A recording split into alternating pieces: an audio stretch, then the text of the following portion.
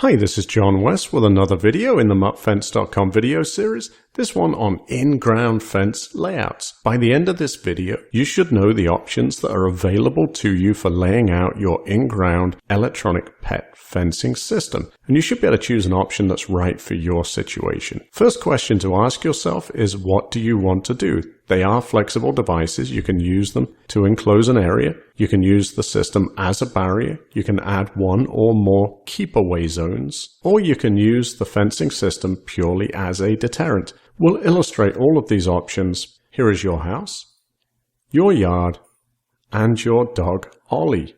Like any responsible dog lover, you want to keep Ollie where he belongs, where he's safe and sound, which is on your property.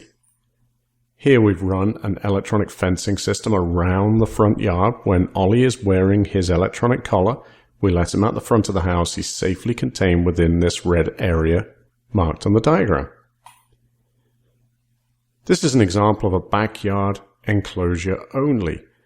Very similar to the previous one. One thing to keep in mind with these partial yard layouts is that in this case, if we let Ollie out the front of the house and he's wearing his electronic collar, the system will act to keep him out of the backyard. It doesn't matter which side of the line he's on or which direction he approaches the line.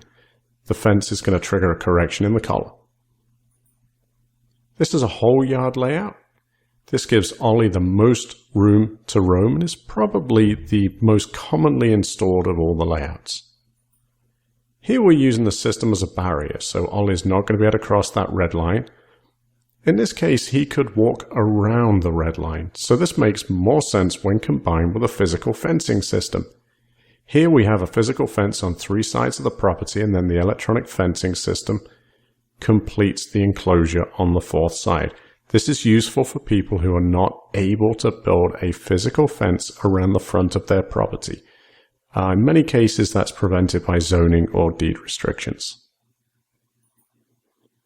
Here we have a whole yard enclosure, but we've added a keep-away zone. This is an area that we do not want Ollie to go, and that area on this diagram represents a kid's play area that we want to keep Ollie away from.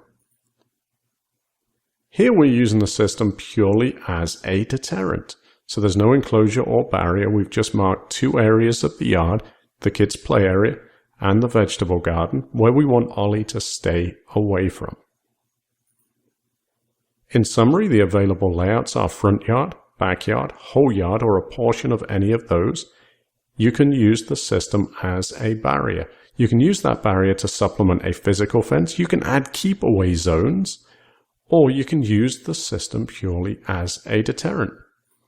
Thank you for watching. More information is available at muttfence.com/in-ground. Subscribe to our YouTube channel, Dog Behavior, Dog Training, tips and tricks about the products that we carry, as well as some fun stuff at youtube.com/gooddogsmadeeasy.